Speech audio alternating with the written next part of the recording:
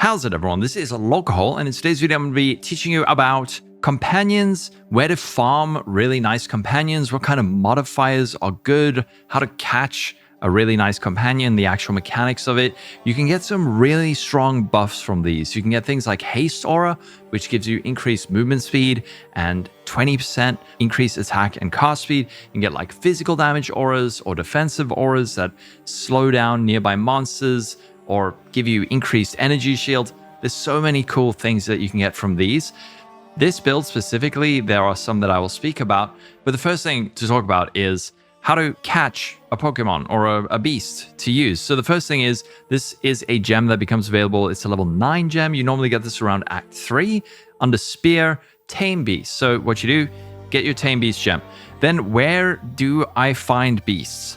The easiest place currently is to go to Act 3 to Jungle Ruins. And from here, let me show you. Now in Jungle Ruins, we're looking for the Troubled Camp.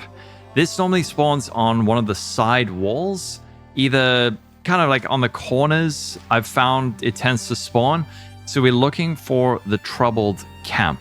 The reason why we're looking for this is because there is a guaranteed rare beast spawn at the Troubled Camp, and we're able to respawn a checkpoint repeatedly to respawn that beast to fish for modifiers. So I'm going to first find it, and then I will show you what we are going to do.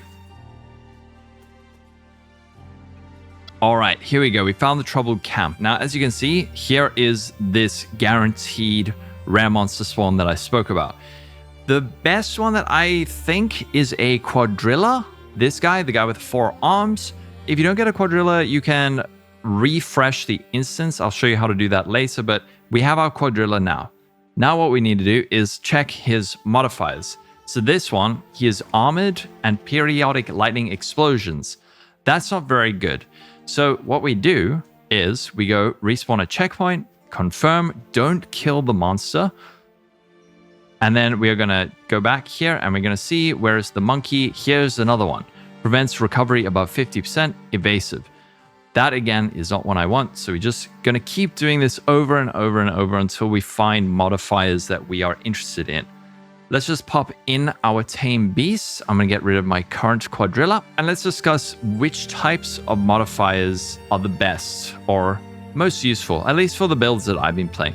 So I would say the number one thing is Haste Aura. This gives you increased attack and cast speed, 20%, and 10% increased movement speed.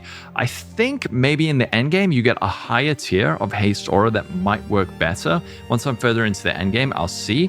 So I say aim for one of these modifiers at least, depending on your build. So Haste Aura is really good. There's also Temporal Bubble. That's a really nice one because any enemies that enter that Temporal Bubble will get slowed down.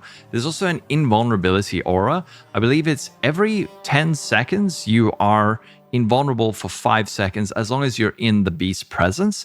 There's also Trail of Elemental Ground, so fire, lightning, and cold. That works really well if you're playing a Twister build. There's also an Elemental Aura that gives you 20 to all elemental resistances. That one is really good.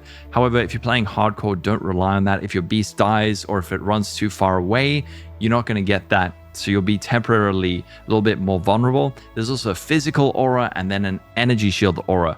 So there might be other ones that are really good, that are like the best thing that you should get, but there's also some really nice secondary effects. So another good secondary effect is something like all damage shocks or ignites. That's really good for your damage.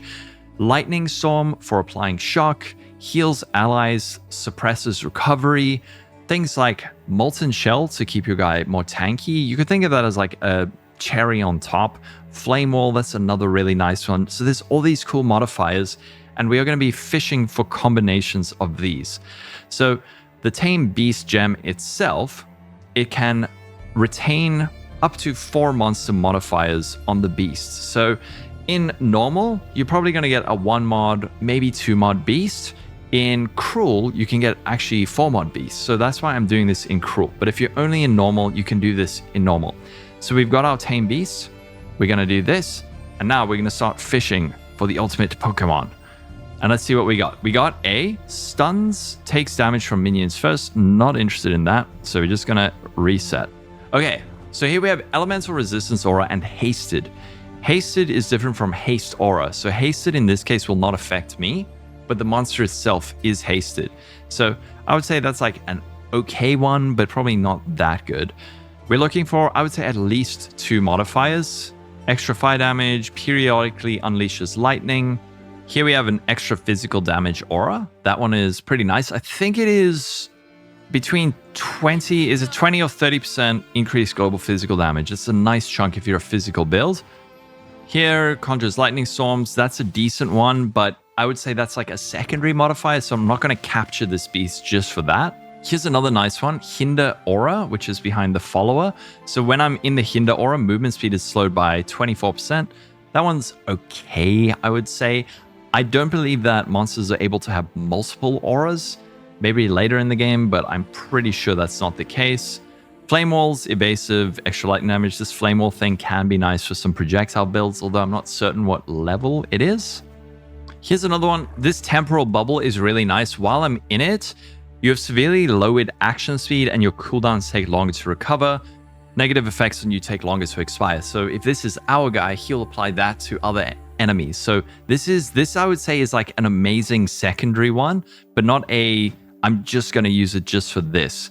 Actually, this one is pretty good. Here's a Hinder Aura, Trail of Lightning.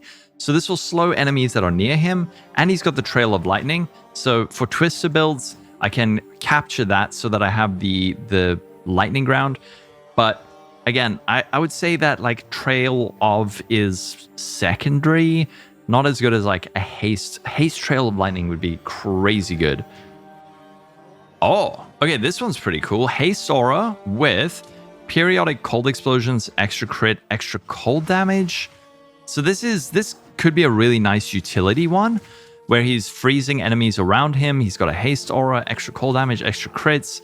So I would say that one is absolutely worth capturing, but we're going to see if we can find one that is like absolutely brilliant. All right. I've been doing this for like half an hour. I don't know why it took so long to get another haste aura, but I'm going to give myself my own advice. But the thing is, when you capture beasts, it's going to be locked to the actual specific gem that you use. So you can, if you have a number of, let's say, tier 9 gems or whatever, or tier 14, you can capture different beasts and then use them at later stages when you need them. So this actually is really good. He has haste aura. He's hasted, periodically unleashes fire, also has cold explosions. So it's not like S tier, but it's pretty good. So what we're going to do, let me just show you how this skill works. So you actually like mark a beast, and then you have the wisp duration. That period is the time which you have to kill the monster. And then if you kill it during that period, you will capture it. So when the monster, if you do a lot of damage, do this at the start of the fight. Otherwise, do it when the monster's like halfway or, getting close to dying. Think of it like Pokemon. When it gets low, you throw the Pokeball. That's what this is. So I'm gonna throw my Pokeball. He is now being marked, and then we're going to capture him.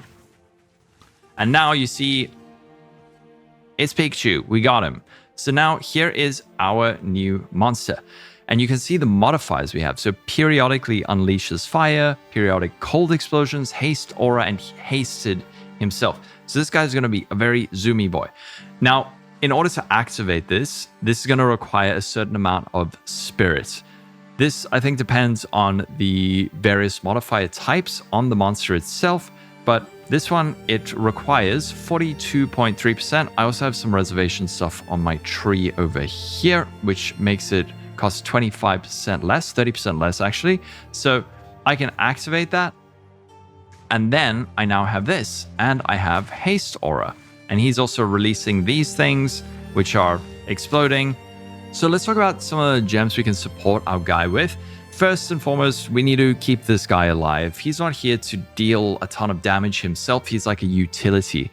So we want to keep him alive. Last Gasp is really nice. This will mean that he is up more.